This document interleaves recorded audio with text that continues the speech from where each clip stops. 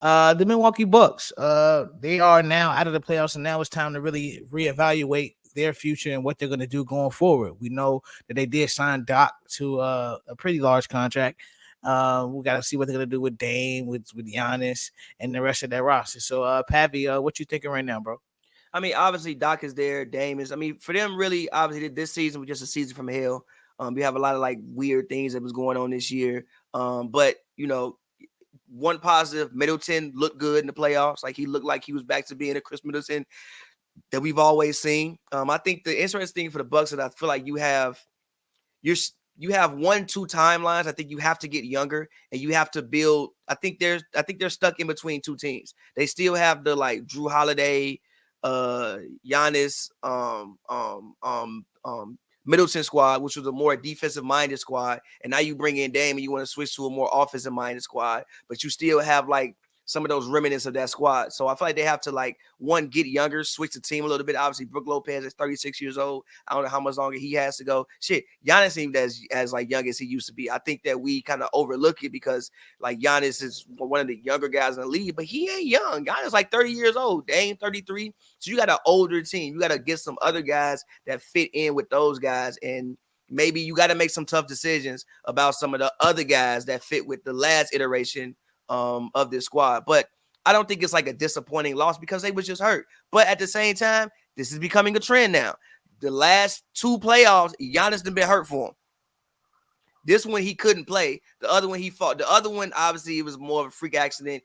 I think both of them was freak accidents, but the last one more freak accident. You just fall out the sky and hit your tailbone. But either way, you was out for 2 games. You came back. You clearly couldn't like really maneuver. But I don't think it's a catastrophic loss for them. I think you can go into the offseason. You can kind of analyze this season. You're like, all right, we got Dame. Dame still look good. Like I think that Dame can at least give you 1 to 2 more years, barring injury, playing at the way that he was playing this year. He still looked good. He'll have a little bit more familiarity with Giannis. Like even when they made the trade last year, I think the trade happened in like August, if I'm not mistaken. So like it was kind of later in the year. Well, it was later a late trade. I think it was September. Yeah.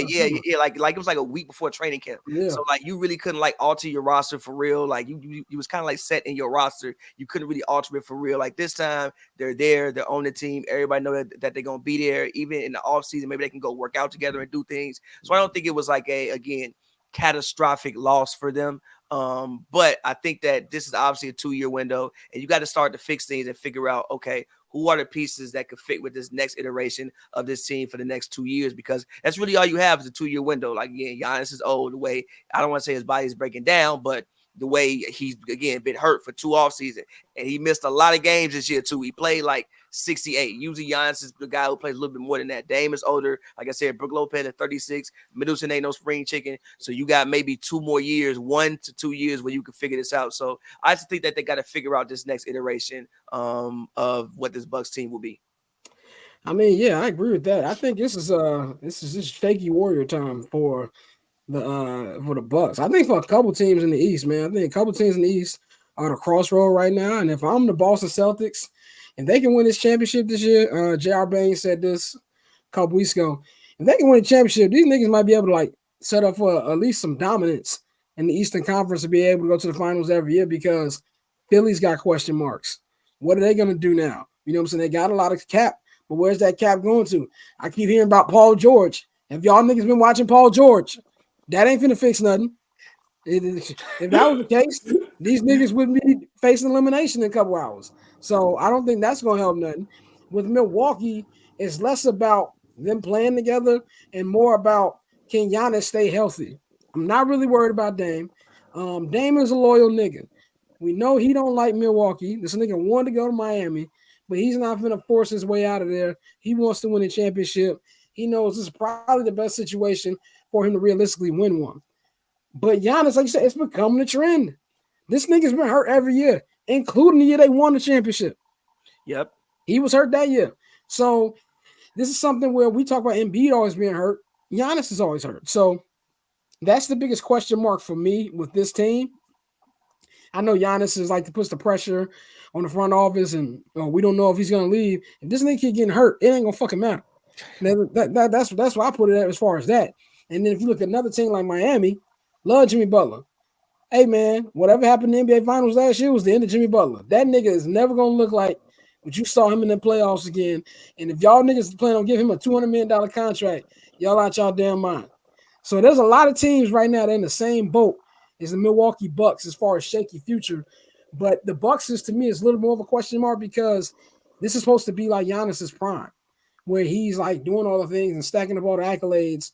And not that he doesn't have accolades, but I really thought that first championship would open up the floodgates, and we really haven't seen that yet. Go ahead, Mike. I think we like underestimating like the importance of Drew Holiday, and you know, saying what No, we're that not. defense is. I said this shit before. Yeah, I like they gotta find somebody on the perimeter because that can stop getting past these niggas. Like I love Dame, you know what I'm saying, but like you said, as wasn't never the greatest defender as it is, man. As you get older, the first thing I tell people, the first thing that's gonna leave on these players is the defense abilities and the offense. Like if you're a bucket, you're a bucket. You know what I'm saying? But that defense slows the fuck down. And that's where the issue was. They couldn't stop no one on the perimeter. You know what I'm saying? Then you got a team like Indiana. I know the Bucks was injured, but you got a team like Indiana that's on the perimeter, shoots all over the perimeter. You know, you got everyone launching threes from everywhere. The pick and roll, they're going nuts on everybody, and you know, Giannis is not there. So, you know, Giannis is definitely getting hurt more now because they're going to the rim. So now it's a lot of more contact and things like that. It's hard to defend it. But the importance of Drew Holiday is like really, really, really hurting them. Now, is it an easy fix? No, but I don't think Milwaukee's so much out of it. You know, so I still like, you know, way Bobby Porter said, like Pappy said, I love, you know, Dame still got 1, 2, 3 years left in him, but you just got to have another player, another two-way player that could give you, you know, 15, 20 points every now and then.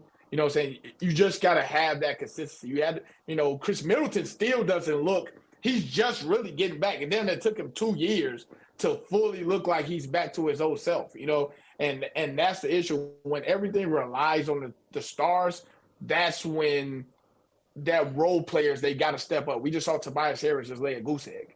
You know what I'm saying? Like, you're getting all this money, and now everybody say, oh, he's a solid third player, but now you're looking at it like, man, he looks like just a regular role player that's getting paid all this money. So, but Boston can go on a run, but I still think Milwaukee, injuries happen. Anybody get injured. You know what I'm saying? Like, and I hate that happens. I don't want nobody to get injured, but Milwaukee's still one of the best teams in the East and, you know what I'm saying, in the NBA. You know, it's not like they're dropping for the power ranking. They still a top 10 team, in my opinion. They had a lot of issues and still finished out, third? And they could have finished second or whatever. So they still can do it. I never did like the Doc Rivers move. I don't know why Doc gets so much praise, but I don't think Milwaukee's falling back. They're going to get another year with Dame in this system, working with Giannis, and they get them another piece. I say they go defense, and I think they'd be just fine.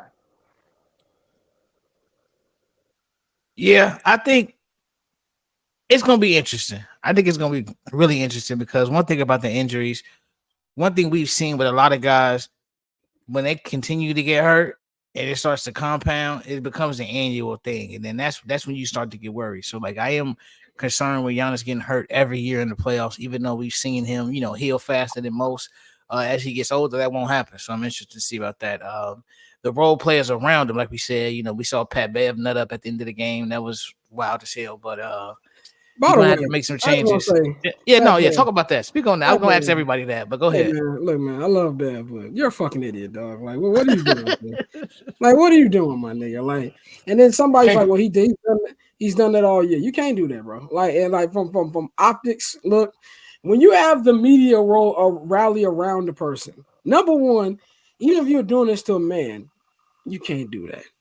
But against a woman, like, you're going to lose every time, and that's after you threw the ball twice at some niggas in the stands.